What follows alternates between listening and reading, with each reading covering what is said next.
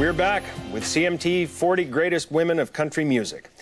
As a baby, her cradle was a guitar case, and her famous father's late-night recording sessions were her lullabies. She started writing songs at 13, but for a while she wasn't exactly sure where she wanted her music to go. After paying her dues as a rock and jazz musician, she found her way back to Nashville, and right back into the arms of country.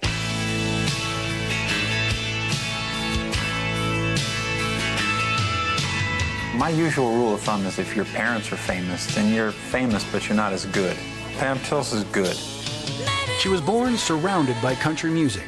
With a CMA Entertainer of the Year for a dad, what else would you expect? After singing backup in Mel's band, it was clear she had the talent to follow in his footsteps. The question was, would she follow them to the same place? She went every different direction that she could possibly think of before finally coming back around to country. I think that she began to understand how country music with roots could be and was hip.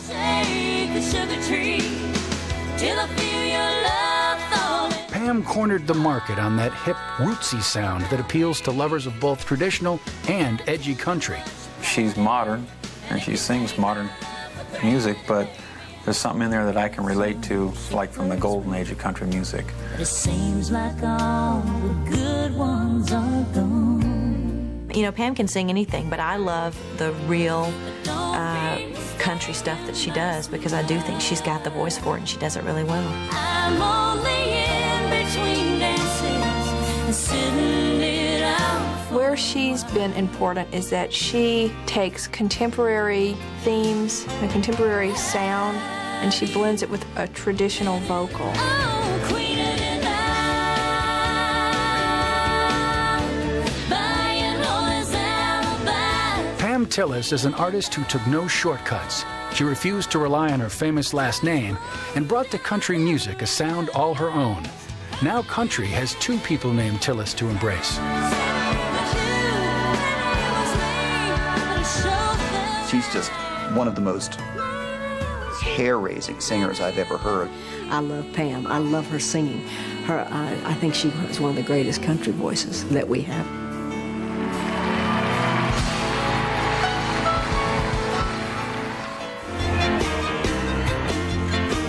I beg your pardon. I never promised you a rose garden. I think anybody that heard it knew the song was going to be a big hit. Rose Garden was as big a hit as anybody could possibly have at that time, and she had it. Come along and share the good times while we can. You still can't go out in the world today and walk and say, excuse me, I beg your pardon. And then right in the back of your head you go, I never promised you a rose garden. That's just, it's part of our culture now. 10 years before her signature hit song, Lynn Anderson moved from the West Coast to Nashville with her songwriter parents and soon landed her own record contract. Even though she was a California girl, she had the voice and the look for country music. Wish that I was on a rocky top down in the Tennessee hills.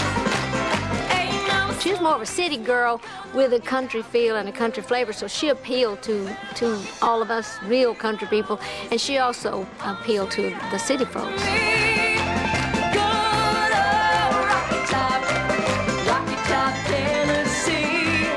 In 1967, Lynn's bubbly personality and wholesome looks landed her a coveted spot on one of the most popular television shows. This week, our wonderful little Lynn Anderson was named the top female vocalist of 1967 by the Academy of Country and Western Music. You know, all the girls were expected to do is like stand on our little X and shut up and sing.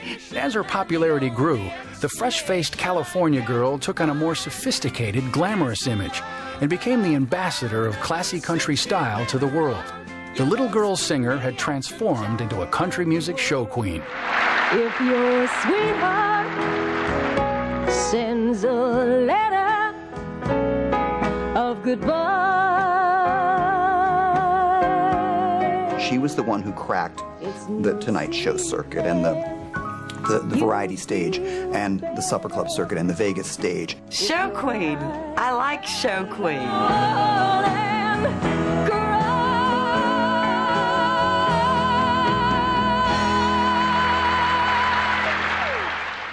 A member of both the Country Music and Rock and Roll Halls of Fame, this dynamic singer was the top charting female and the fourth most successful act of the 1960s, closely following Elvis, the Beatles, and Ray Charles. Ladies and gentlemen, the little girl with the big voice, Little Miss Dynamite. Till I die, my baby, love you till I die, my baby, love you till I die. True love. An incredible voice coming out of that little tiny body. Powerful, and she's little. She's got that little girl voice, but she really swings.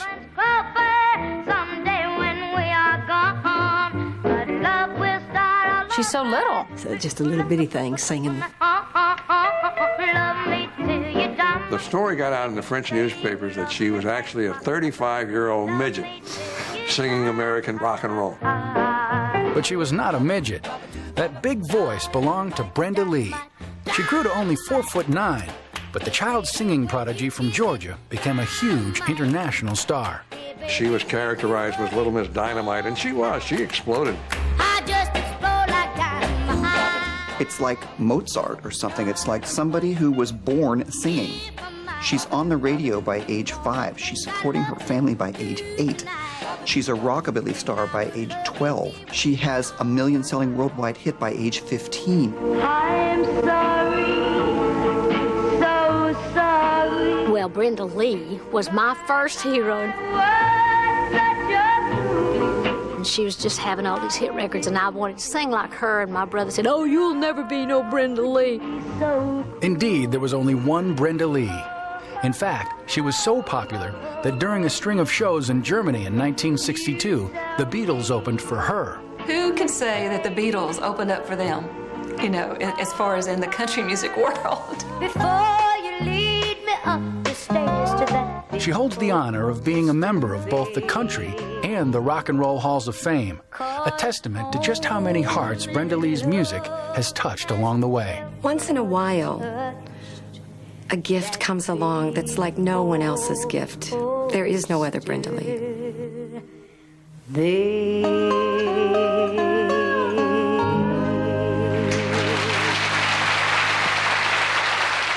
Coming up, country music's Lady in Red, when CMT 40 Greatest Women of Country Music continues.